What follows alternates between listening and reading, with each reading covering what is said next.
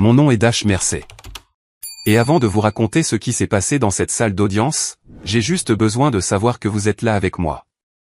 Il faisait encore nuit quand la voiture m'a déposé au bord du trottoir devant le palais de justice fédéral de Manhattan.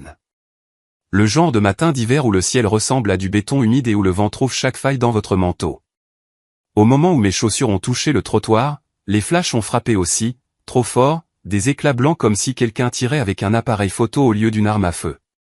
Je ne suis pas venu ici parce que j'étais fauché.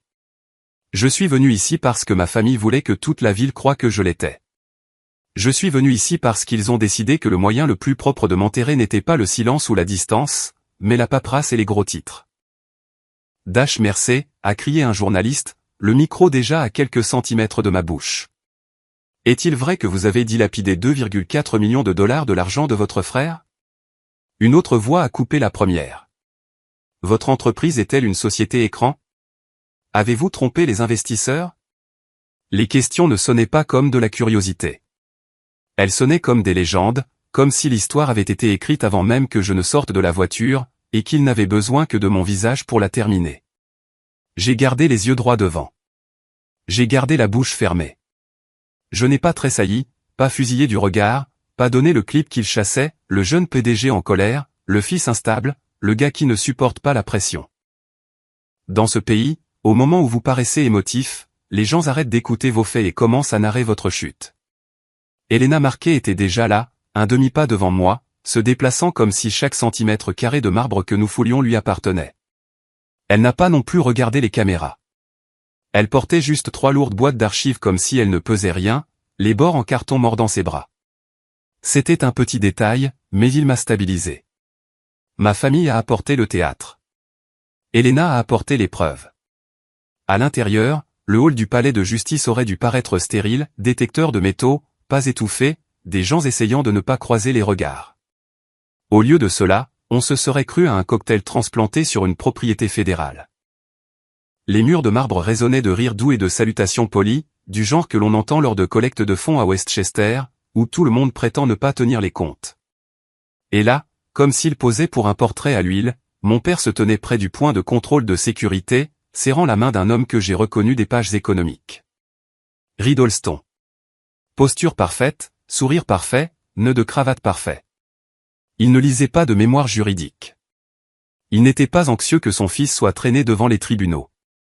Il faisait du réseautage. Il transformait ma ruine en une pièce où il pouvait travailler. Je les regardais taper sur l'épaule de quelqu'un comme s'ils étaient de vieux amis, et j'ai senti quelque chose de froid s'installer derrière mes côtes. Ce n'était pas de la justice pour lui. C'était un événement. Ma mère était assise à quelques mètres de là sur un banc en bois, vêtue de noir de la tête aux pieds, comme si elle était venue pleurer un deuil. Un mouchoir en soie reposait dans ses mains, et elle s'essuyait les yeux avec un timing presque musical, larmes, pause, soupir, regard vers le haut. Autour d'elle se trouvaient 2 femmes du circuit caritatif, se penchant comme si elles écoutaient une tragédie au lieu d'en regarder une se fabriquer. Ma sœur, Blair, planait à proximité, son téléphone incliné juste comme il faut. Pas trop évident, pas trop désinvolte. Toujours consciente de l'endroit où la lumière frappait, où les caméras pourraient la cadrer. Elle n'avait pas besoin de dire un mot. Elle organisait l'image. Famille dévouée, mère au cœur brisé, fils égaré. Puis Colton est apparu dans ma vision périphérique, comme une ombre avec une coupe de cheveux parfaite. Mon frère se déplaçait comme les gens qui n'ont jamais eu à se demander s'ils avaient leur place. Il a choisi son emplacement avec soin, un angle facile où les portes vitrées derrière lui capteraient les caméras extérieures s'ils essayaient encore de filmer à travers. Il m'a vu et sa bouche s'est fendue de ce demi-sourire, celui qui n'atteignait jamais ses yeux. Pas de chaleur, pas de pitié, de la certitude. Dash, dit-il, assez fort pour que les oreilles voisines l'entendent, mais assez doucement pour que cela sonne comme de l'inquiétude. Ça n'a pas à être moche. J'ai continué à marcher. La main d'Elena a touché mon coude, subtile mais ferme. Ne fais pas ça. C'était le message. Ne lui donne rien gratuitement. Colton a égalé notre rythme pendant quelques pas, comme si nous étions des frères allant bruncher au lieu d'ennemis se dirigeant vers le tribunal. Tu es fatigué, a-t-il continué. Je comprends. Tu joues en mode difficile depuis longtemps. Sois juste pratique. transfère le contrôle opérationnel temporairement, ou la propriété intellectuelle. Laisse-nous stabiliser les choses. Tu sors avec dignité. Plus de caméras. Plus de gros titres. Tu peux même garder un titre. Tout le monde sauve la face. Ma mâchoire s'est crispée si fort que ça faisait mal. Il m'offrait un marché comme un voleur vous rend votre propre portefeuille après l'avoir déjà vidé. Il voulait les clés de mon entreprise. Il voulait mon système. Il voulait faire de mon travail sa propriété et ensuite appeler ça de la miséricorde. Je ne négocie pas dans un couloir, ai-je dit. Et même ça semblait trop. Son sourire s'est aiguisé. Alors d'ici midi, a-t-il murmuré, tu ne sauras plus rien. Elena s'est interposée entre nous sans rompre son pas, sa voix basse et contrôlée. Monsieur Holston, reculez. Toute communication passe par le conseil. Colton a levé les mains comme s'il avait été surpris en train d'essayer d'aider. Il nous a laissé partir parce qu'il n'avait pas besoin de nous poursuivre. Il croyait que la pièce lui appartenait. Il croyait que l'histoire lui appartenait. Et le pire, c'est qu'en surface, c'était déjà le cas. Des caméras aux portes, des journalistes dans le hall, ma mère en deuil noir, mon père serrant des mains comme un saint, Blair positionné comme une responsable des relations publiques, tout le monde me regardant comme si j'avais déjà été condamné. Nous avons atteint le couloir devant la salle d'audience 7. Je pouvais entendre le bruit étouffé des gens qui s'installaient, le grattement des chaises, l'urgence tranquille de la presse. Elena a posé les boîtes un instant et m'a regardé sans douceur. Souviens-toi, a-t-elle dit, ils te veulent réactif. Ils te veulent désordonné. Laisse-les faire leur spectacle. Aujourd'hui, il s'agit de procédure et de preuves. J'ai hoché la tête, mais ma gorge était serrée. Pas par peur du juge. Par quelque chose de plus ancien. Par le sentiment d'être le bouc émissaire de la famille, celui qu'ils pouvaient pointer du doigt chaque fois qu'ils avaient besoin d'un méchant pour paraître plus propre. Quand les portes se sont ouvertes, la galerie se remplissait déjà. J'ai vu les carnets de presse. J'ai vu les téléphones. J'ai vu le profil de mon père au premier rang, le dos droit, composé, prêt à être blessé devant la caméra. Le mouchoir de ma mère bougeait au bon moment. Le sourire narquois de Colton est revenu dès qu'il a pris sa place.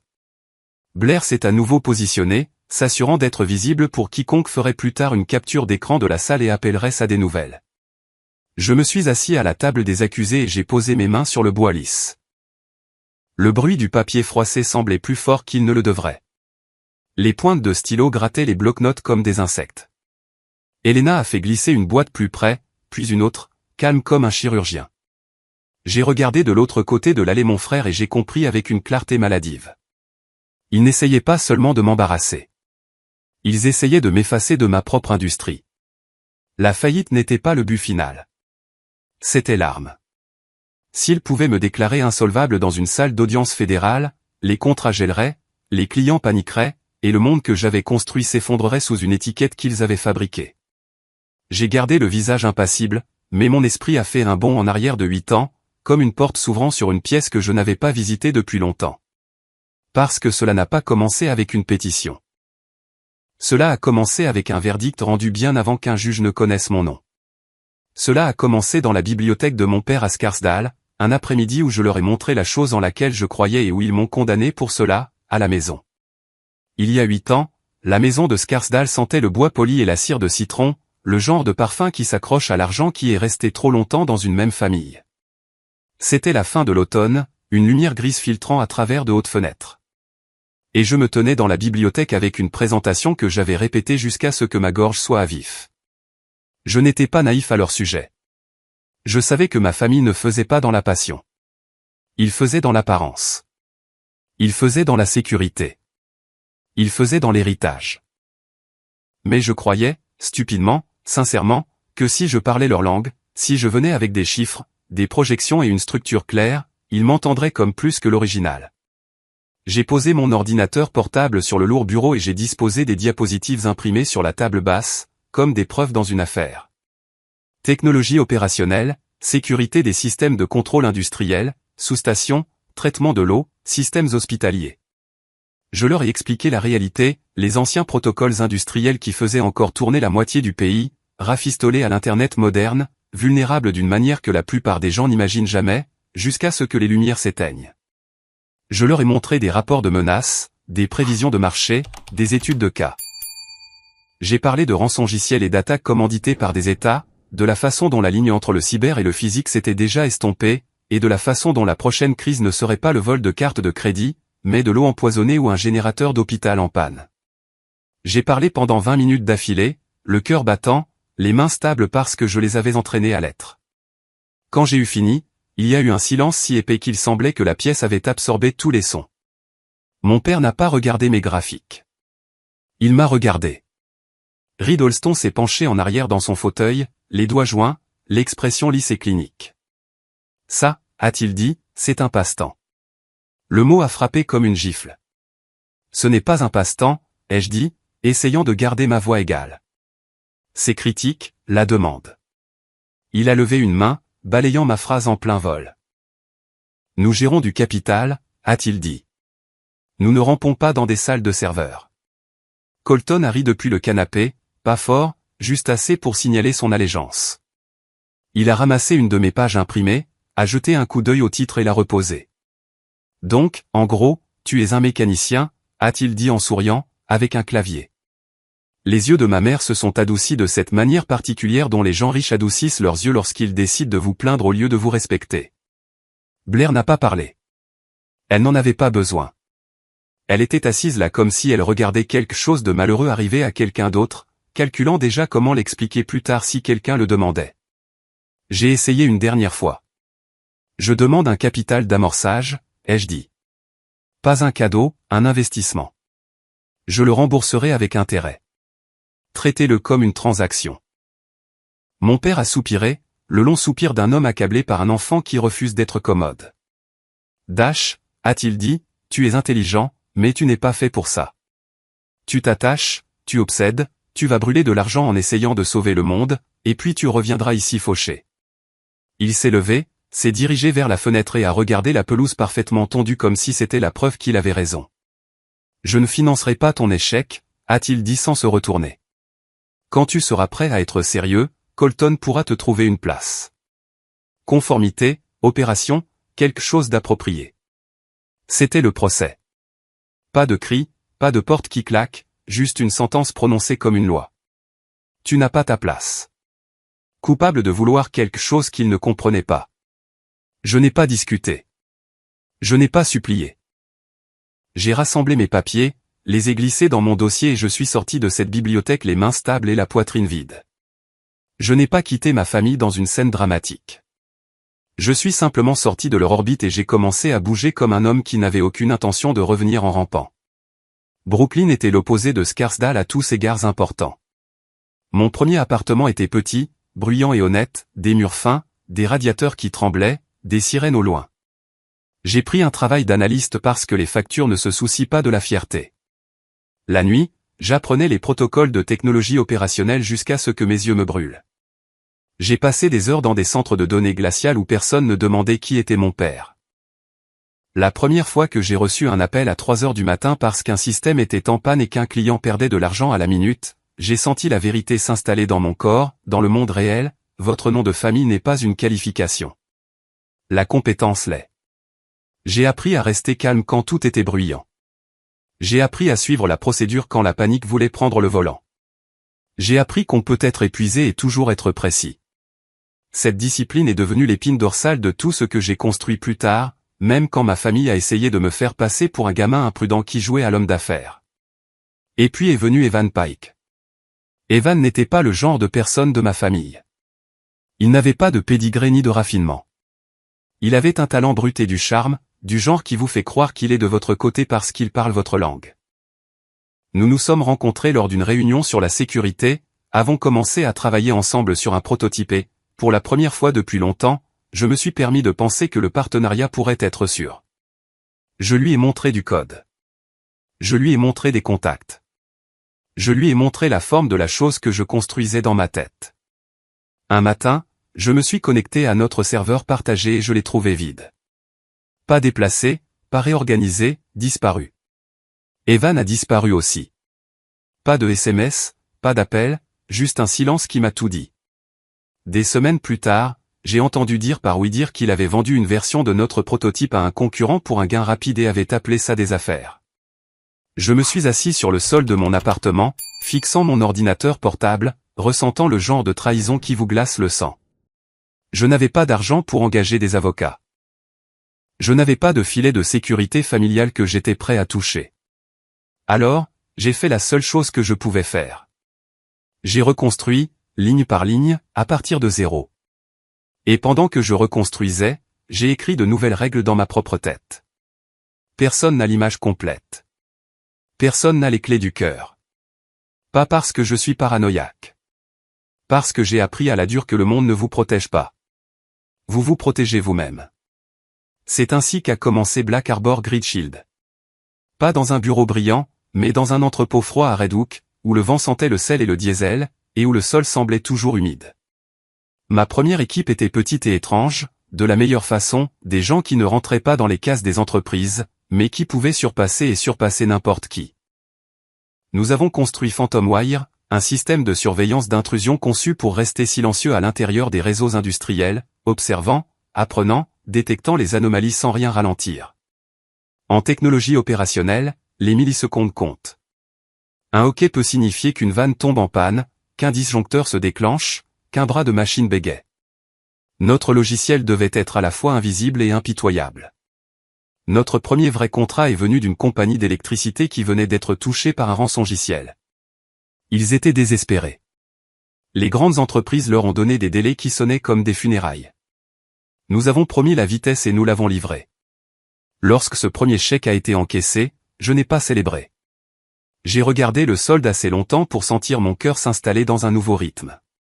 Pas de soulagement, de la preuve.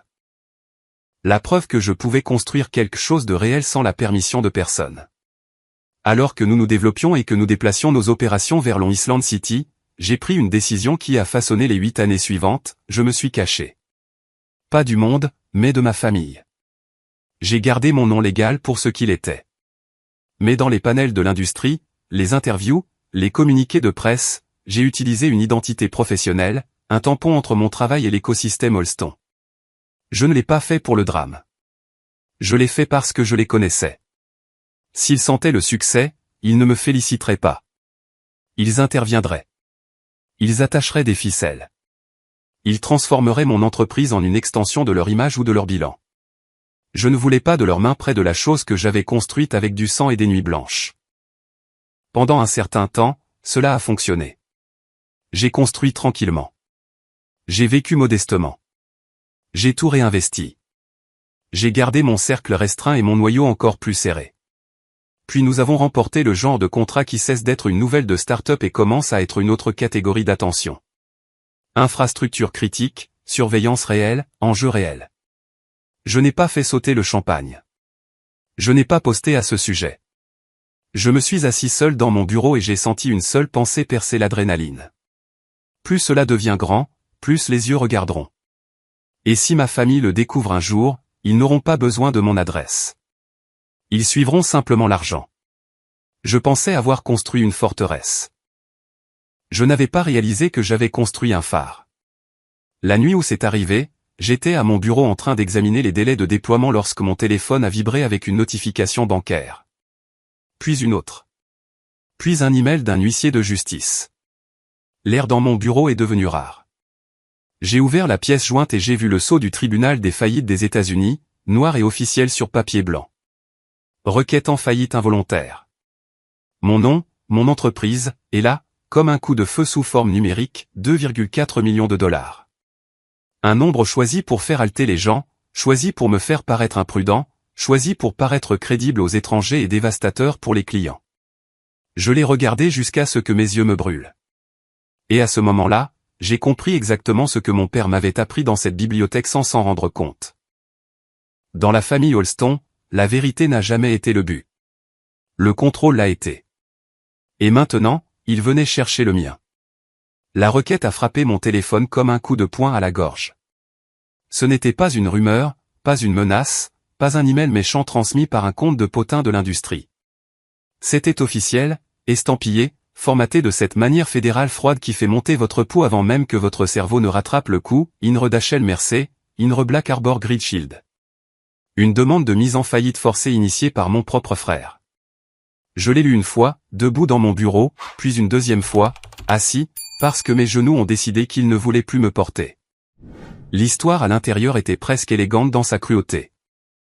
Colton prétendait qu'il avait personnellement sauvé mon entreprise avec un prêt de 2,4 millions de dollars lorsque j'étais soi-disant désespéré, que je l'avais brûlé en quelques mois et que j'évitais maintenant le remboursement. Il me dépeignait comme imprudent, incompétent et malhonnête, le genre de fondateur qui joue au PDG jusqu'à ce que les factures arrivent. Ce n'était pas seulement un document juridique. C'était un scénario écrit pour les créanciers, les clients et quiconque avait déjà recherché mon nom. Et là, intégré entre les accusations, se trouvait le véritable objectif. Il ne demandait pas à un tribunal de l'aider à recouvrer sa créance. Il demandait à un tribunal de prendre le contrôle, de nommer quelqu'un qui pourrait entrer dans mon entreprise et toucher à la machinerie. Surveillance opérationnelle, langage de séquestre, autorité pour sécuriser les actifs, préserver la valeur, protéger les créanciers. Des mots qui semblent inoffensifs jusqu'à ce que vous compreniez ce qu'ils déverrouillent. Il voulait accéder à mes opérations. Il voulait accéder à ma propriété intellectuelle. Il voulait le droit, sous le couvert de la loi, de mettre la main sur le cœur de ce que j'avais construit. J'ai continué à lire et j'ai trouvé le document qu'il savait qui frapperait le plus fort, un accord d'investissement stratégique. Il semblait légitime à première vue. Section, clause, formatage professionnel, le genre de choses qu'un avocat cher rédigerait et qu'une famille riche signerait sans sourciller. Il contenait une clause qui m'a fait tomber l'estomac. En cas d'instabilité financière, le prêteur, Colton Holston, se réservait le droit d'assumer le contrôle opérationnel temporaire et de nommer un conseil d'administration intérimaire pour sauvegarder l'investissement. Temporaire. Intérimaire. Sauvegarder. Tous les mots amicaux que les gens utilisent lorsqu'ils essaient de voler quelque chose sans avoir l'air de voleur. Puis j'ai atteint la page de signature. Mon nom y figurait. Mon écriture. La forme des lettres était la mienne, de la même manière qu'un masque peut ressembler à votre visage. Mais c'était faux. Trop régulier. Trop lisse. La pression ne variait pas. Les courbes ne montraient pas la petite hésitation que ma main a toujours à cause d'une vieille fracture qui n'a jamais parfaitement guéri. Je m'étais cassé le poignet à l'université et depuis, ma signature avait une légère saccade involontaire là où le stylo changeait de direction. Celle-ci était stérile, comme si elle avait été dessinée lentement par quelqu'un qui retenait son souffle. Pas écrite, tracée, tirée de quelque chose que j'avais signé il y a des années et greffée à un mensonge. J'aurais dû ressentir du soulagement. La falsification signifiait que je pouvais la combattre. Mais le soulagement n'est pas venu, car plus j'approfondissais, plus je réalisais à quel point le mensonge avait été soigneusement construit. L'accord faisait référence à des détails opérationnels internes, des délais, une étape de déploiement, un emplacement dans notre séquence de déploiement qui n'était pas public. Loin de là. Ce n'était pas le genre de détail que l'on obtient d'un communiqué de presse ou d'un article de magazine spécialisé. C'était le genre de détail que l'on ne connaît que si l'on a vu le calendrier interne et le calendrier d'implémentation sécurisé. Quelqu'un à l'intérieur de mon entreprise parlait à mon frère. Cette pensée n'était pas émotionnelle. Elle était mécanique, comme un engrenage qui s'enclenche. Le document mélangeait un mensonge massif avec plusieurs vérités plus petites. C'est comme ça qu'on rend la fiction convaincante. On la pimente avec quelque chose de vérifiable. On fait penser au juge, à la presse, au client, s'il connaît ce détail, il doit être légitime. S'il connaît ce calendrier, il doit être impliqué. Mon téléphone a de nouveau vibré. Elena marquait. Je n'ai pas répondu par « bonjour ». J'ai répondu par « il l'a déposé ». Je sais, a-t-elle dit, et sa voix n'a pas changé. Viens ici maintenant. J'ai traversé Manhattan comme si je courais après l'oxygène. Le bureau d'Elena à Midtown était lumineux, calme et brutal dans son ordre. Verre, acier, lignes épurées, rien de sentimental. Quand je suis entré, je ne me suis pas assis. J'ai laissé tomber tout le dossier sur son bureau, assez fort pour que son stylo saute. Cet argent n'a jamais existé, ai-je dit. Et cette signature n'est pas la mienne. Elena n'a pas scié. Elle a mis ses lunettes de lecture et a parcouru les pages avec la patience de quelqu'un qui dissèque une menace. Nous allons traiter cela comme ce que c'est, a-t-elle dit. De front. Elle a tapoté la page de signature. Premièrement, nous prouvons la fabrication. Analyse graphologique, jeu de comparaison avec vos contrats vérifiés, déclaration de revenus, pièces d'identité. Nous nous attaquons au numéro de routage qu'ils ont indiqué pour le prétendu virement. Nous assignons ces comptes à comparaître. Nous faisons en sorte que le tribunal recherche de l'argent qui n'a jamais bougé. Puis elle a tapoté les sections avec le langage de contrôle opérationnel. Deuxièmement, nous prouvons le mobile et la méthode. Ce n'est pas un différend familial. C'est une tentative de prise de contrôle alimentée par des fuites internes. J'ai montré le détail du déploiement que j'avais remarqué. Il ne devrait pas savoir ça. Les yeux d'Elena se sont aiguisés. Exactement. Et s'il le sait, cela signifie soit qu'il vous a piraté, soit qu'il a payé quelqu'un pour parler. Elle a tourné une autre page et s'est arrêtée à la notarisation. Le silence qui a suivi a duré un battement de cœur de trop. Le sceau du notaire était en relief, pas imprimé. Une presse physique, une impression en relief réel. Et le nom dans l'anneau qui l'entourait n'était pas celui de Colton. Ce n'était pas un notaire au hasard. Marjorie Holston. Ma mère. Pendant une seconde, mon cerveau a essayé de me protéger avec le vieux mensonge que j'avais porté pendant des années. Colton est le problème. Reed le permet. Marjorie ne fait que suivre. Blair ne fait que gérer les apparences. Cette histoire me permettait de fonctionner. Elle me permettait de compartimenter. Elle me permettait d'imaginer que ma mère était faible, pas malveillante. Mais ce saut n'était pas de la faiblesse. Un saut est une action. Un saut signifie qu'elle a tenu le papier dans ses mains et y a imprimé son autorité. Ou qu'elle a laissé quelqu'un prendre cette autorité et l'utiliser. Quoi qu'il en soit, ma famille ne regardait pas Colton me faire du mal. Il participait. La voix d'Elena a percé le brouillard. Cela change la portée, a-t-elle dit calmement. Si sa commission est expirée, ce n'est pas seulement une faute professionnelle, c'est une fraude. Si elle est active, alors elle a notarié une signature falsifiée. Quoi qu'il en soit, elle est liée au document d'une manière que personne ne peut ignorer. J'ai dégluti difficilement. Ma gorge était à la fois à vif et sèche. Je me suis toujours dit qu'elle n'irait pas si loin. Elena m'a lancé un regard qui n'était pas méchant, juste honnête. Les gens vont plus loin quand les enjeux sont la peur et l'argent.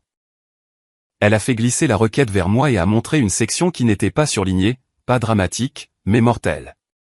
Maintenant, nous parlons de pourquoi ils ont choisi la faillite. Je savais. Je ne voulais pas le dire, mais je savais. Elena ne m'a pas laissé l'éviter. Vos contrats ont des clauses de stabilité, a-t-elle dit. Une procédure de faillite déclenche un examen. Peu importe qu'elle soit réelle ou frivole. Ils font une pause. Ils gèlent. Ils ne se soucient pas de votre drame familial. Ils se soucient du risque. L'air dans la pièce semblait plus rare, car c'était la véritable cible. Pas ma fierté, pas ma réputation, pas même le mensonge de 2,4 millions de dollars. La cible était le travail, les déploiements, la confiance que nous avions gagnée avec des systèmes critiques qui ne peuvent pas se permettre le chaos. Ils n'ont pas besoin de prouver que vous êtes fauché, a dit Elena. Ils ont seulement besoin de vous entraîner dans le processus assez longtemps pour que la surveillance panique. Ensuite, ils se présentent en offrant leur aide.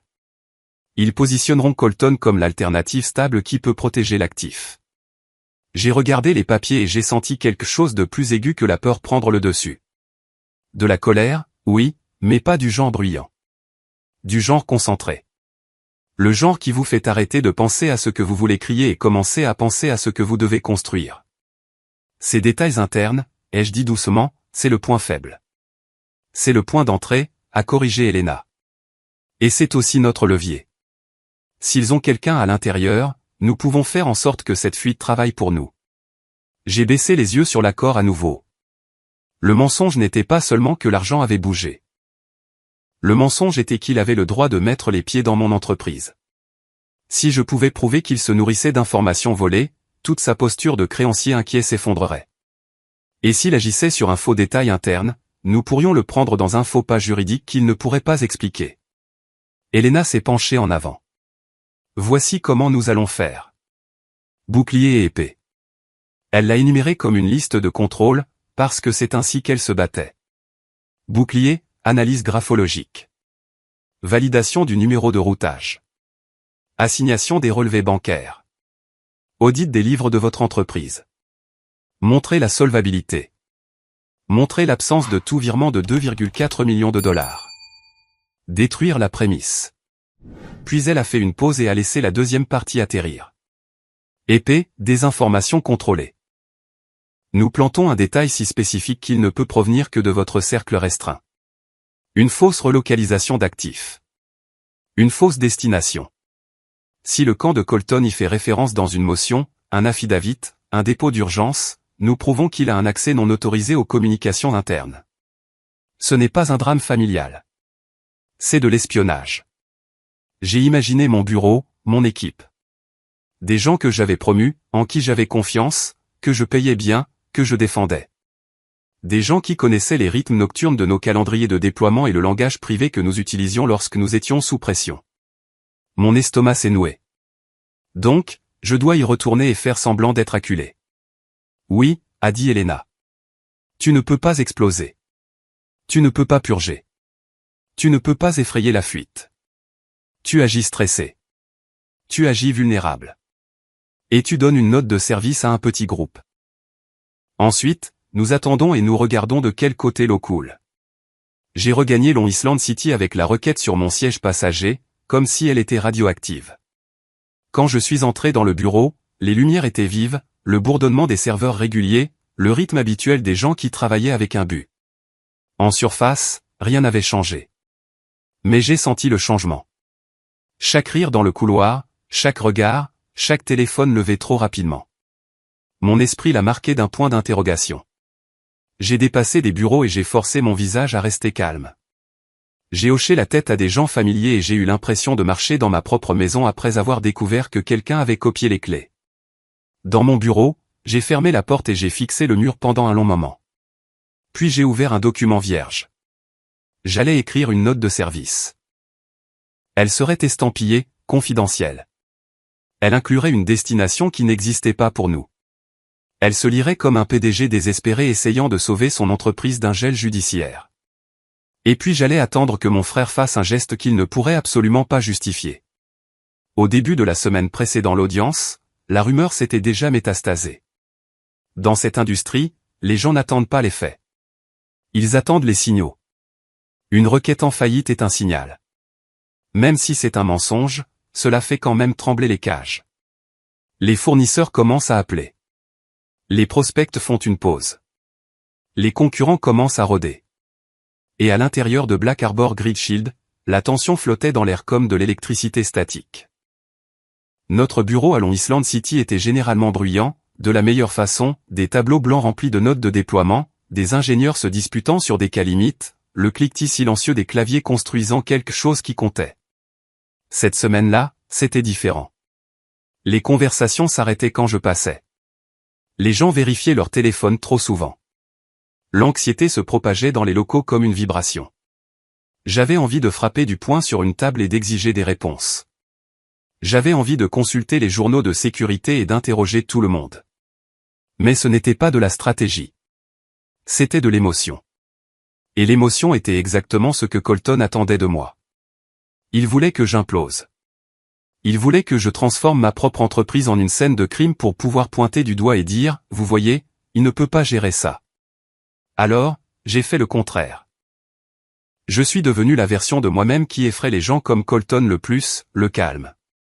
J'ai programmé une réunion à huis clos avec le seul groupe qui pouvait détenir le niveau d'information auquel mon frère avait fait référence. 6 personnes, mon ingénieur en chef, mon architecte système, le chef de projet du déploiement de l'infrastructure, les opérations, la conformité, les finances. Les personnes qui détenaient les clés du calendrier et de la logistique. Ils sont entrés dans la salle de conférence vitrée avec des visages prudents.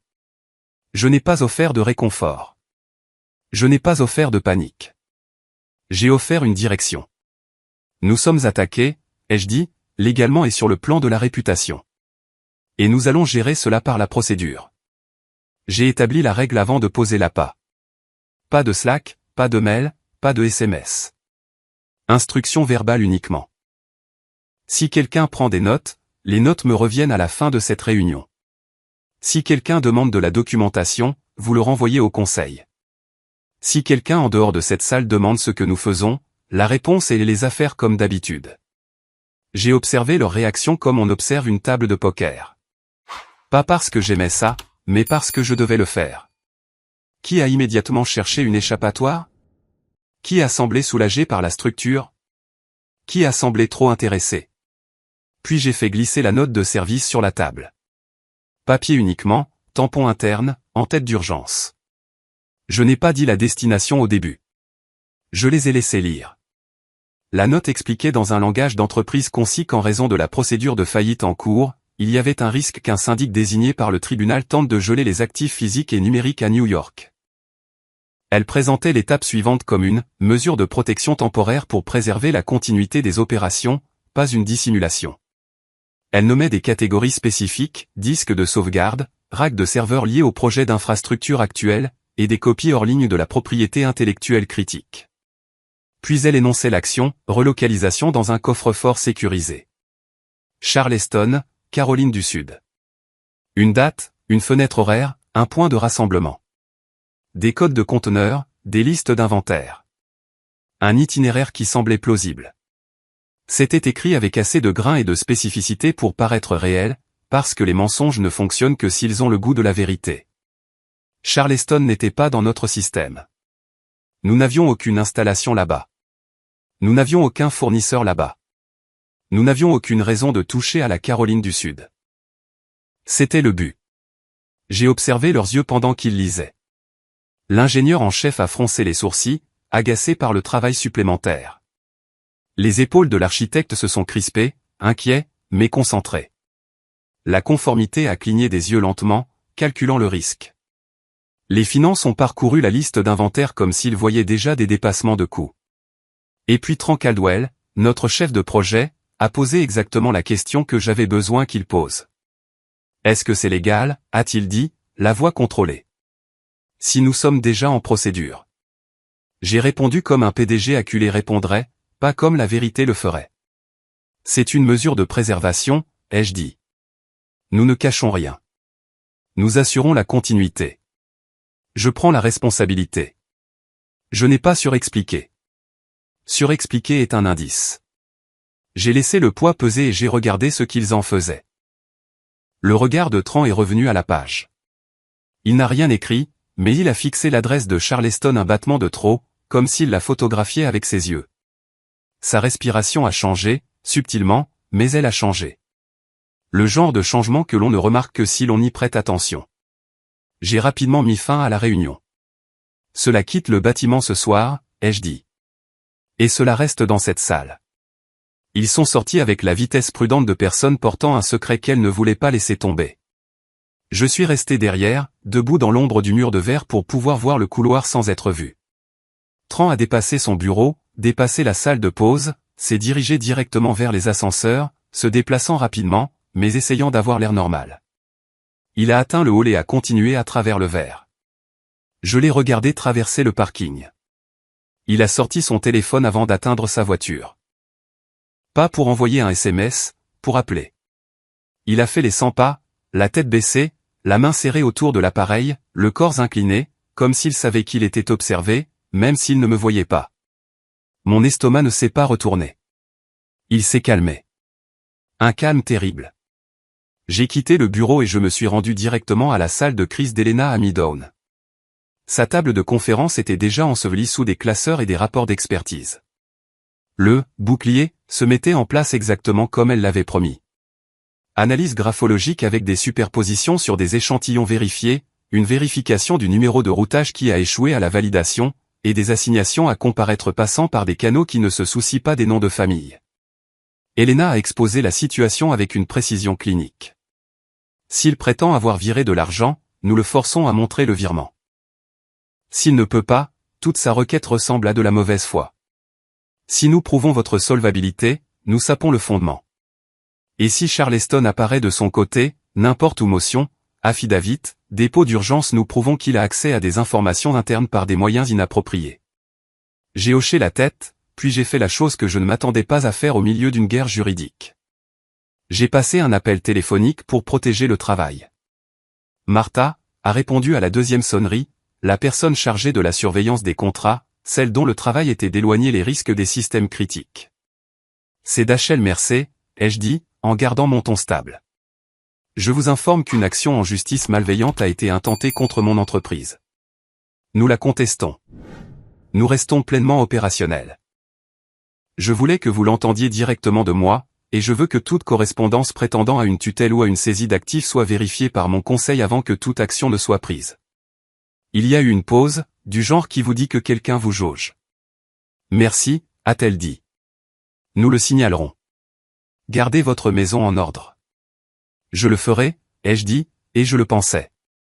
Quand j'ai raccroché, le poids dans ma poitrine s'est déplacé. Il ne s'agissait plus seulement de mon nom. Il s'agissait de maintenir un projet en mouvement qui ne pouvait pas se permettre d'interruption. De protéger des personnes qui ne sauraient jamais que ma famille a essayé de couper le courant de leur système juste pour gagner une guerre privée. Le téléphone d'Elena a vibré alors que j'étais encore debout là. Elle a jeté un coup d'œil à l'écran, puis a levé les yeux vers moi. « Il prépare quelque chose », a-t-elle dit. Une motion d'urgence. Mon pouls n'a pas bondi, il s'est aiguisé. Bien, ai-je dit doucement. Car si l'équipe de Colton se présentait au tribunal en prétendant que je cachais des actifs et qu'ils utilisaient Charleston comme justification, ils ne feraient pas seulement une accusation. Ils laisseraient des empreintes digitales. Ils admettraient qu'ils savaient quelque chose qu'ils n'avaient aucun droit de savoir. Et une fois qu'ils auraient fait ça, l'histoire ne porterait plus sur ma prétendue insolvabilité. Elle porterait sur jusqu'où ils étaient prêts à aller pour s'emparer de ce qui ne leur appartenait pas. J'ai quitté Midtown et j'ai regagné Queens sous un ciel couleur d'acier. Dans ma tête, j'ai passé en revue les jours suivants comme une liste de contrôle. Restez calme. Restez procédural. Gardez l'appât crédible. Laissez la fuite se propager. Laissez l'autre côté commettre l'erreur. Car s'ils allaient transformer ma vie en spectacle, alors j'allais m'assurer que la scène finale appartiendrait aux faits, pas à la performance. Elena a appelé avant l'aube, le genre d'appel qui vous dit de ne pas vous donner la peine de prétendre que vous dormiez. Sa voix était sèche et stable, mais je pouvais entendre une tension sous-jacente. Ouvre l'email du greffe du tribunal, a-t-elle dit. Maintenant. Je me suis tenu dans ma cuisine à Brooklyn, les pieds nus sur le carrelage froid, l'ordinateur portable ouvert sur le comptoir comme une confession. La ligne d'objet a fait se contracter ma mâchoire, requête d'urgence pour une ordonnance de restriction temporaire. J'ai cliqué. J'ai lu la première page, puis la deuxième, puis le paragraphe qui a fait se figer mon estomac. Charleston, Caroline du Sud. Il n'était même pas subtil. Le conseil de Colton prétendait que je me préparais à détourner des actifs de l'entreprise vers une installation sécurisée à Charleston pour les cacher aux créanciers et au tribunal. Il demandait une réparation immédiate, des ordonnances de gel, des interdictions. Un ordre du tribunal qui leur permettrait de me dépeindre comme un homme fuyant avec un sac d'argent dans la nuit. Charleston n'existait nulle part dans mes opérations réelles. Elle ne vivait que dans la note de service en papier que j'avais remise à 6 personnes dans une salle de conférence vitrée. C'était tout. Pas de fournisseur, pas de billets logistiques, pas de bons de commande, pas d'entrepôt, pas d'installation enregistrée. Si cela apparaissait dans un dépôt sous serment, cela signifiait que l'appât avait voyagé exactement là où Elena et moi en avions besoin. Mais ce qui a frappé plus fort que la satisfaction d'avoir raison, c'est ce que Charleston représentait. Ce n'était pas seulement la preuve d'une fuite. C'était la preuve d'une intention. Ils ne cherchaient pas le remboursement. Ils essayaient de tirer si fort sur le frein d'urgence de mon entreprise qu'il se casserait. Elena ne m'a pas laissé flotter dans le moment. C'est bien, a-t-elle dit. Et c'est dangereux. À cause du projet, ai-je dit. À cause des clients, a-t-elle corrigé. Ils ne s'arrêteront pas au tribunal. Un dépôt comme celui-ci est utilisé comme levier. Ils contacteront quiconque vous paie et quiconque vous fait confiance. Ils utiliseront la peur comme une arme. Ils essaieront de geler les paiements, de retarder la mise en œuvre et de vous faire paraître instable. J'ai regardé les mots « ordonnance de restriction temporaire » et j'ai pensé aux personnes qui ne se souciaient pas de mon nom de famille, seulement du risque qu'ils pourraient apporter à leur système. Services publics, infrastructures municipales, soins de santé. Des institutions qui vivent et meurent de la continuité. Au moment où ils entendent « faillite », ils imaginent le chaos. Au moment où ils entendent « syndic », ils imaginent des étrangers avec autorité. Au moment où ils entendent « relocalisation », ils imaginent une entreprise qui essaie de fuir. Mon téléphone a vibré avec un autre message d'Elena. Pas une question, une confirmation. J'ai vérifié le notaire, a-t-elle texté. La commission de Marjorie a expiré il y a des années. Je l'ai lu 2 fois, puis à nouveau lentement, comme si mes yeux pouvaient en changer le sens. Expiré il y a des années. Ce saut sur l'accord falsifié n'était pas seulement contraire à l'éthique. Ce n'était même pas seulement une fraude au sens abstrait. C'était un acte répréhensible spécifique et prouvable. Soit ma mère avait apposé un sceau expiré sur un document, soit quelqu'un avait utilisé son sceau pendant qu'elle regardait ailleurs, soit elle avait menti sur son statut pendant des années. Aucune de ces versions ne me permettait de continuer à me dire qu'elle était simplement prise dans la tempête de Colton. Ma guerre interne a changé à ce moment-là. Ce n'était plus moi contre mon frère. C'était moi contre toute la machine Holston, polie, entraînée et prête à réduire ma vie en cendres pour garder le contrôle du récit. Elena a rappelé. Il y a plus, a-t-elle dit. J'ai rouvert la pièce jointe de l'ordonnance, cette fois en lisant pour les indices techniques au lieu de l'émotion. Elena m'a guidé comme un chirurgien. Page 7. Cette ligne sur la phase de déploiement échelonné. Cette référence à la fenêtre d'intégration. Je l'ai trouvée et ma gorge s'est serrée. Il faisait référence à un composant de notre déploiement qui n'était pas public et n'était pas général. C'était le genre de détail qui vivait dans notre calendrier de projet et le calendrier d'ingénierie interne. Quelque chose qu'un consultant ne pouvait pas deviner, quelque chose qu'un observateur occasionnel ne pouvait pas déduire. Ce n'est pas seulement quelqu'un qui répète la note de service, a dit Elena. Ils ont un accès opérationnel. Cela signifiait que la fuite n'était pas un lapsus ponctuel. Cela signifiait que quelqu'un pouvait voir ce que nous faisions, quand nous le faisions et comment nous le faisions.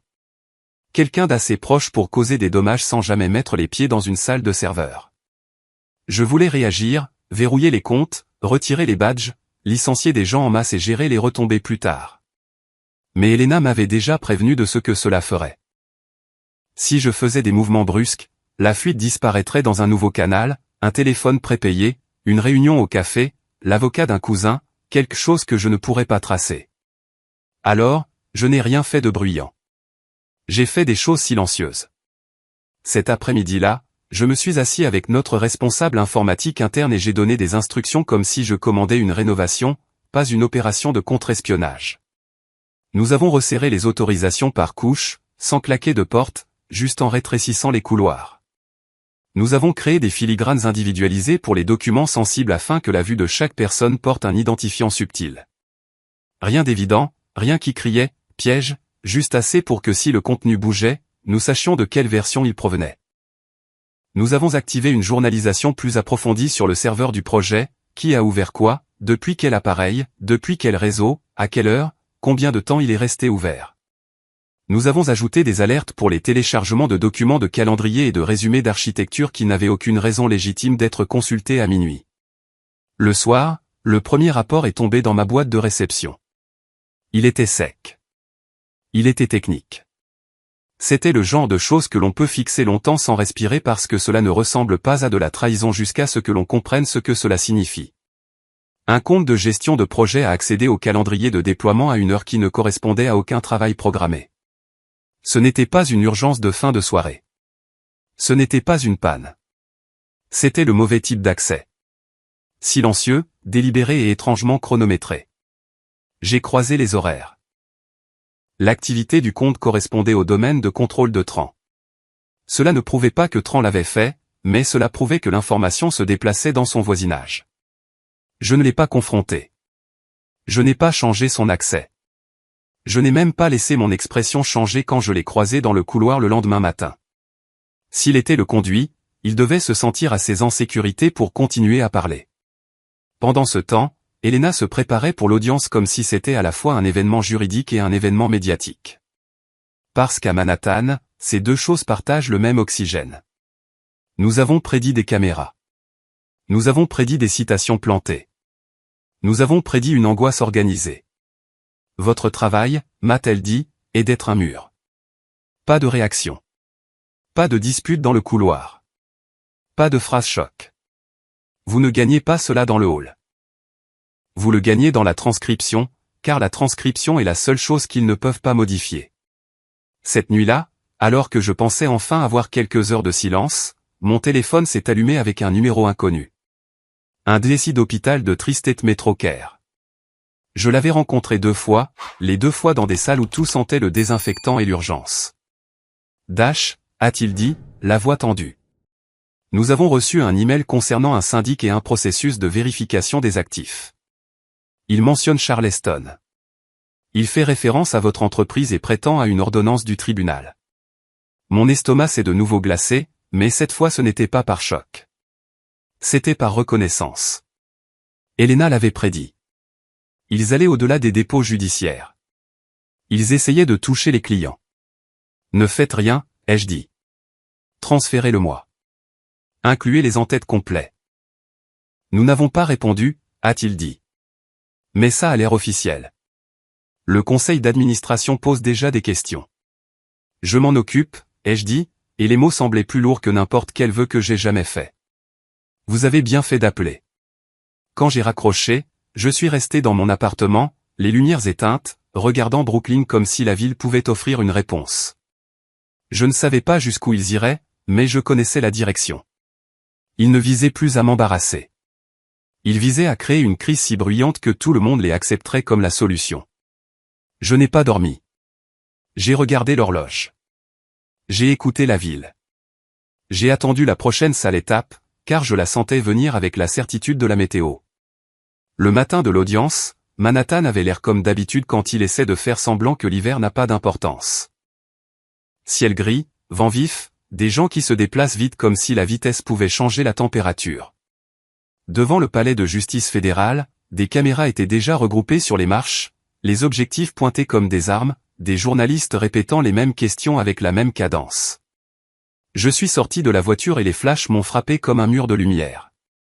Pendant une fraction de seconde, j'étais de retour dans ma vingtaine, entrant dans une pièce pleine d'amis des Holston qui avaient déjà décidé que j'étais le problème. Puis j'ai senti Elena à mes côtés, se déplaçant avec le calme de quelqu'un qui avait fait ça 100 fois et n'avait jamais laissé la panique prendre le dessus. Les yeux droits devant, a-t-elle murmuré. Pas de bouche. Des micros se sont tendus vers moi. Quelqu'un a crié mon nom comme si c'était un verdict. Une autre voix a crié « 2,4 millions », comme si dire le nombre à voix haute le rendait réel. Je n'ai pas tressailli. Je ne me suis pas retourné. J'ai marché à travers eux comme si l'air autour de moi était épais mais inoffensif. À l'intérieur, le hall de marbre brillait, trop propre pour ce que les gens y faisaient. Reed Holston était là, grande posture, costume parfait, serrant des mains comme si c'était un gala et non une salle d'audience. Marjorie était assise avec ce même chagrin composé qu'elle avait pratiqué pendant des décennies, vêtements noirs et une écharpe délicate, les yeux humides au coin aux moments exacts. Blair se tenait là où les caméras pourraient la voir si elle balayait la salle, habillée avec élégance, le visage soigneusement neutre. Colton attendait près du couloir menant à la salle d'audience, et quand il m'a vu, il a fait ce qu'il a toujours fait. Il a souri comme s'il possédait la fin. Il s'est mis sur mon chemin, juste à la bonne distance pour que les gens autour puissent t'entendre sans que cela ressemble à une scène. J'ai essayé de te sauver, a-t-il dit doucement, dégoulinant de supériorité morale. Tu n'avais pas à te faire ça. C'était conçu pour accrocher mon émotion et la traîner en public. Les mots n'étaient pas pour moi. Ils étaient pour le clip, le récit, la version de l'histoire où il est le frère qui a offert de l'aide, et je suis l'homme trop fier pour l'accepter. Ma poitrine s'est serrée, ma bouche a presque bougé. La main d'Elena s'est posée sur mon avant-bras comme un frein. Pas rude, pas dramatique. Juste assez pour rediriger mon corps au-delà de lui. Pas ici, a-t-elle dit si doucement que cela aurait pu être un souffle. Nous avons continué à marcher. Le sourire de Colton a tenu une seconde de plus, puis s'est aplati lorsque nous ne lui avons rien donné à récolter. À mi-chemin du couloir, mon téléphone a vibré. C'était à nouveau le DSI de Tri-State, et le timing seul m'a dit que ce n'était pas une mise à jour. C'était une escalade. Dash, a-t-il dit sans préambule. Nous avons reçu un deuxième message. Il ne s'agit pas seulement d'actifs. Il demande des identifiants. J'ai arrêté de marcher juste un battement de cœur, puis j'ai continué à bouger pendant qu'Elena observait mon visage. Quels identifiants, ai-je demandé. Accès route, a-t-il dit, et sa voix s'est brisée sur les mots. Ils prétendent être un syndic désigné par le tribunal. Ils disent qu'ils doivent vérifier les systèmes avant le transfert à Charleston. Ils demandent le mot de passe pour les interfaces de contrôle de l'oxygène et du support de vie. Un instant, le bruit du couloir a disparu. Tout ce que j'entendais, c'était le sang qui battait dans mes oreilles. Parce que ce n'était pas seulement du harcèlement. C'était quelqu'un qui tendait la main vers la gorge d'un hôpital. Ne leur donnez rien, ai-je dit, ma voix tombant dans le ton que j'utilise lors des incidents à 3 heures du matin. Verrouillage. Liste blanche uniquement pour les IP connus. Isoler l'interface d'administration. Transférer l'email avec les en-têtes complets. Je veux le chemin source et toutes les pièces jointes. Nous avons déjà gelé la demande, a-t-il dit. Mais ça ressemble à une ordonnance du tribunal. Les gens ont peur. Ils comptent là-dessus, ai-je dit. La peur est l'outil. La procédure est le bouclier. Envoyez-moi tout. J'ai raccroché et j'ai regardé Elena. Je n'ai pas eu à expliquer. Mon visage lui en a dit assez. Elle n'a pas demandé si j'allais bien. Elle a demandé ce qui comptait. L'as-tu? Pas encore, ai-je dit. Mais il mentionne Charleston. Les yeux d'Elena se sont durcis. Alors c'est lié. Et si c'est lié, ce n'est pas seulement un litige de mauvaise foi. C'est de l'usurpation d'identité et une tentative d'intrusion. Nous avons fait un détour par le centre d'affaires du bâtiment, le genre de salle de bureau fade destinée aux gens qui impriment des pièces à conviction et pris sur des classeurs. Elena s'est déplacée rapidement, toute concentrée, sans mouvement inutile. Je lui ai transféré l'email du DSI dès qu'il est arrivé dans ma boîte de réception. Elle n'a pas seulement imprimé le corps du message. Elle a imprimé les en-têtes, le chemin de routage, les empreintes digitales techniques auxquelles les gens comme Colton ne pensent jamais parce qu'ils supposent que le monde fonctionne sur les apparences. Pendant que l'imprimante crachait des pages, j'ai scanné les horodatages. L'email avait été envoyé quelques minutes avant que nous n'entrions dans le palais de justice. Pas des heures, pas la nuit dernière, des minutes. Ce qui signifiait que celui qui l'avait envoyé était soit imprudent au-delà de toute raison, soit assez proche pour le faire en étant assis à l'intérieur de ce bâtiment, caché par le bruit de l'audience. Elena a empilé les pages comme des munitions. Cela change la posture, a-t-elle dit. Le juge ne traitera pas cela comme des frères se disputant de l'argent une fois que nous aurons montré une fausse ordonnance du tribunal visant un système hospitalier. J'ai avalé l'envie de retourner dans le hall et de traîner Colton par le col devant chaque caméra. C'est ce qu'il voulait. C'est ce vers quoi il m'avait entraîné toute ma vie. Au lieu de cela, j'ai fait ce que mon entreprise m'avait appris à faire. Le traiter comme un incident. Contenir, préserver les preuves, escalader par les canaux appropriés. Nous sommes entrés dans la salle d'audience, et l'air y était différent, plus dense, comme si tout le monde retenait le même souffle. Des avocats à des tables, des greffiers qui s'installaient, des observateurs dans les rangées du fond comme s'ils regardaient du théâtre. J'ai balayé la galerie, non par paranoïa, mais parce que la paranoïa est inutile et que l'observation ne l'est pas. Et il était là.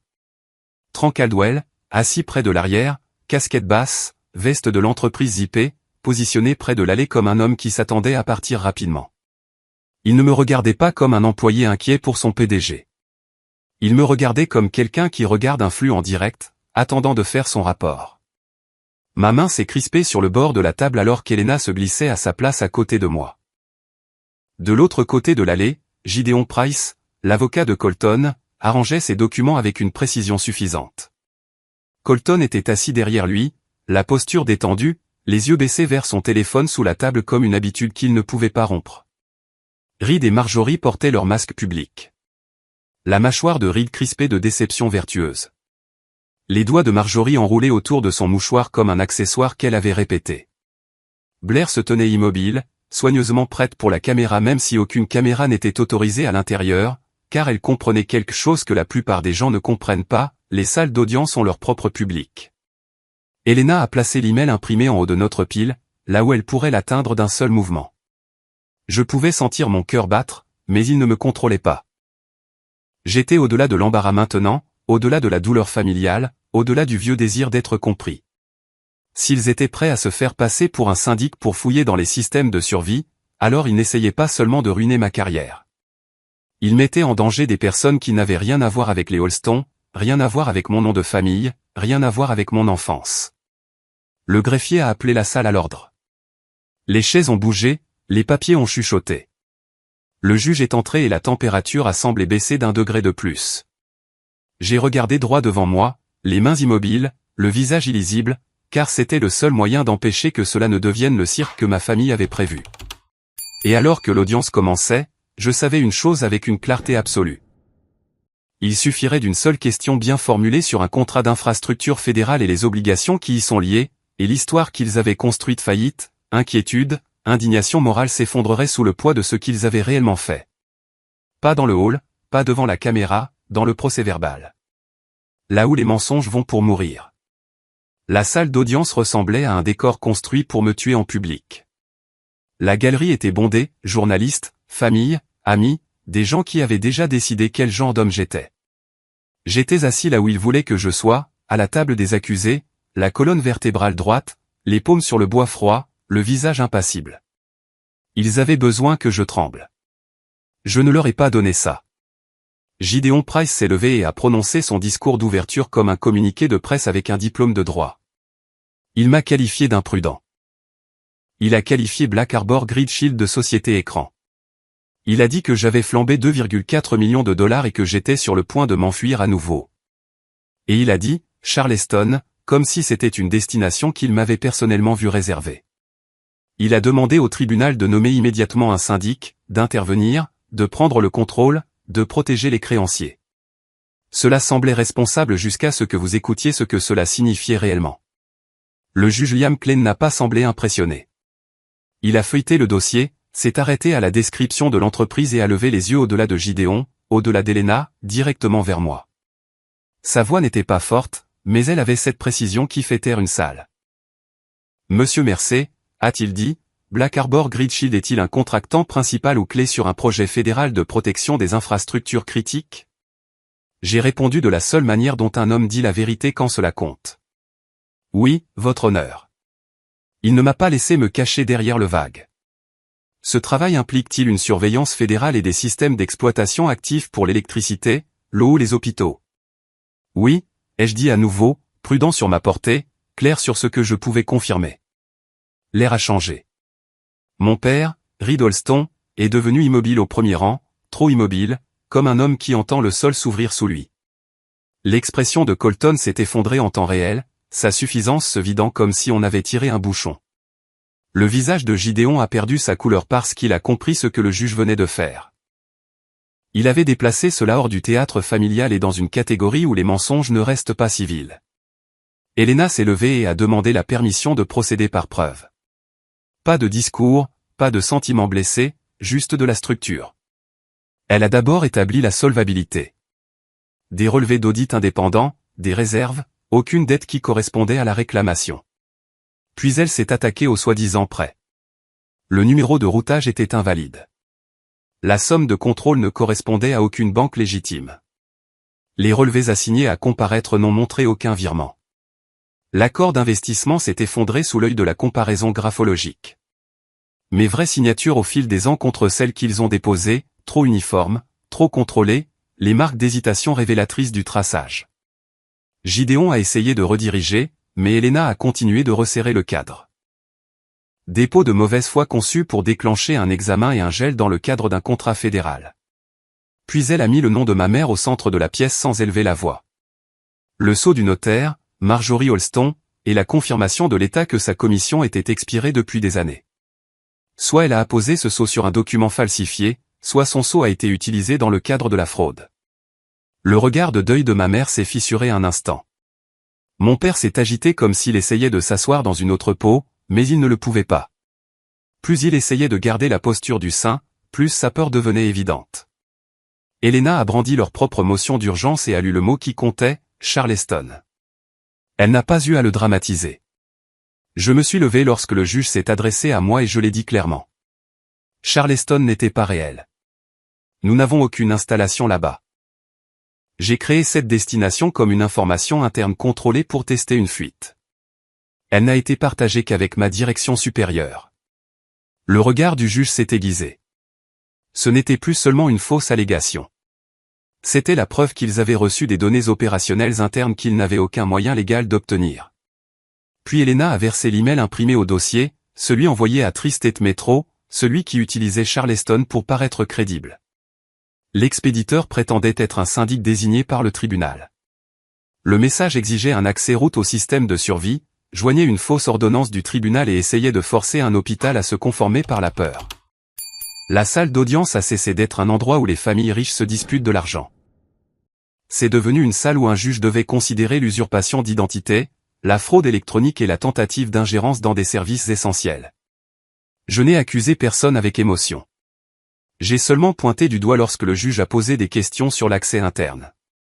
Cet homme, ai-je dit, en désignant la rangée du fond, Tran Caldwell. Il fait partie de mon équipe de projet. Le juge a ordonné à l'huissier de contrôler les portes.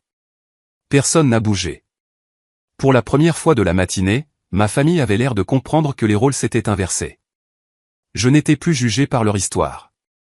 Ils étaient examinés par le tribunal. Le juge Klein s'est penché en arrière, puis en avant, et a réduit l'affaire à la seule exigence qu'aucune performance ne peut survivre. Montrez-moi l'argent, a-t-il dit. Si vous avez déposé une requête sur la base d'une dette spécifique, vous produisez la preuve du virement. Gideon a commencé à parler de structures complexes et d'arrangements privés, mais le juge l'a interrompu. Des preuves, a-t-il dit, pas un récit. Les mains de Gideon tremblaient alors qu'il brassait des papiers qui ne pouvaient pas le sauver. Elena a introduit le détail qui reliait le mensonge à quelque chose de plus ancien et de plus laid. Le codage des transactions et les métadonnées de bas de page de l'accord falsifié correspondaient au formatage utilisé par Holston Ridge Advisory, le cabinet de mon père. Elle l'a associé à des indicateurs publics, plaintes, questions et une piste d'enquête autour d'allocations manquantes qui reflétaient le même nombre, 2,4 millions de dollars. Je n'avais besoin de personne pour m'expliquer la forme de la chose. Le prêt de mon frère n'était pas seulement une arme contre moi. C'était un tunnel de papier pour les livres de mon père, un moyen d'enterrer un trou sous l'étiquette d'un sauvetage familial raté. Le juge Klein a appelé mon père à la barre. Il a posé des questions simples qui ne laissaient aucune place à la dissimulation. Saviez-vous pour cet accord? Avez-vous autorisé des virements? Reconnaissez-vous ce codage? Reed a essayé de rejeter la faute sur Colton, de le présenter comme un fils agissant seul, mais le juge a souligné ce qui était évident dans le dossier. Le sceau du notaire appartenait à la femme de Reed. Le codage correspondait au système de Reed. Et le seul bénéficiaire d'une histoire de prêt perdu était le bilan et la réputation de Reed. Le contrôle de mon père a craqué. Il a essayé de protéger son image et a fini par exposer son mobile. Il a parlé de besoin de temps, de besoin de clôturer le trimestre proprement, de besoin que le projet fasse une pause pour que les choses se tassent. Elena n'a pas bondi. Elle a simplement laissé les mots reposer dans la transcription, là où ils ne pourraient jamais être dédits. Et elle a fait entendre au tribunal ce qu'il signifiait, intention d'interférer avec un déploiement d'infrastructures actifs liés au fédéral. Puis le juge s'est tourné vers Tran. Il a posé des questions sur le contact avec Colton. Tran a essayé de minimiser jusqu'à ce que le juge insiste sur les détails, Charleston, les délais, les détails internes. Tran a admis ce qui importait.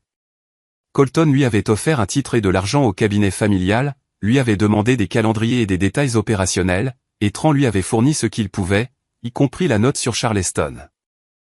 Il a dit qu'il savait que c'était mal, mais qu'il l'avait fait quand même. En quelques minutes, le triangle est devenu clair.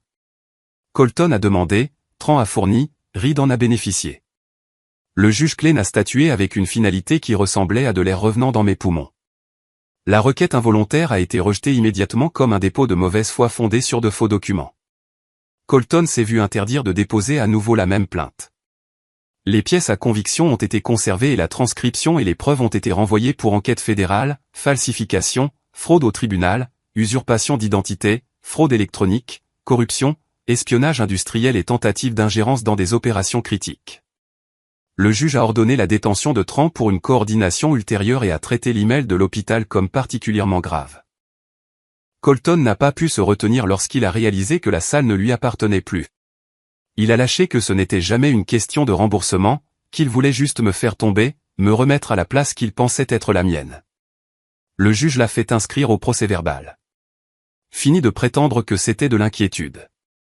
Devant la salle d'audience, dans le couloir, mes parents se sont approchés de moi comme s'ils pouvaient encore revendiquer le rôle de famille. Ils ont supplié pour une conversation privée. Ils m'ont supplié de ne pas laisser l'enquête toucher le cabinet. La voix de mon père semblait plus petite que je ne l'avais jamais entendue. Ma mère m'a regardé comme si le chagrin pouvait effacer l'encre. J'ai gardé ma voix égale, car c'était le seul moyen de la rendre réelle. Aujourd'hui, je ne suis pas ici en tant que votre fils, ai-je dit. Je suis ici en tant que PDG de Black Arbor Grid Shield. Les familles se disputent au dîner. Elles n'essaient pas de mettre leur propre enfant en faillite devant un tribunal fédéral. Je n'ai pas négocié. Je n'ai pas adouci. Je suis parti. Cet après-midi-là, j'ai contacté la surveillance et j'ai confirmé ce que la décision signifiait. La requête était morte. Le tribunal avait reconnu la fraude et notre travail continuait. De retour au bureau, j'ai activé le plan de sécurité que nous avions élaboré pour exactement ce type de violation, révoqué les accès de Tran, audité chaque voix, reconstruit la confiance avec les clients grâce à des faits et des délais. J'étais entré au tribunal en m'attendant à être humilié devant la caméra.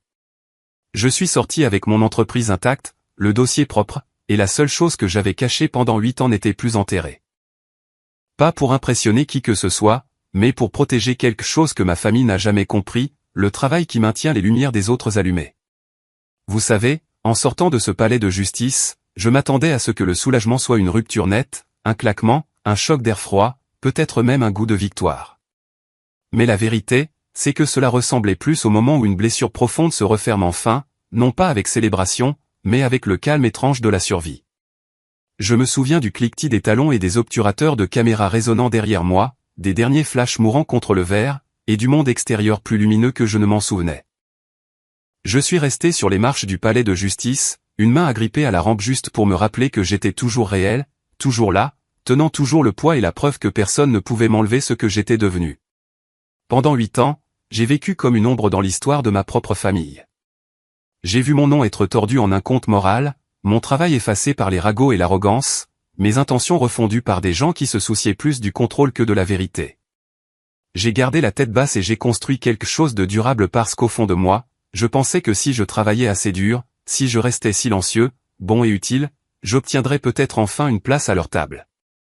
Mais tout ce que cela a fait, c'est m'apprendre à quel point cette table importait peu.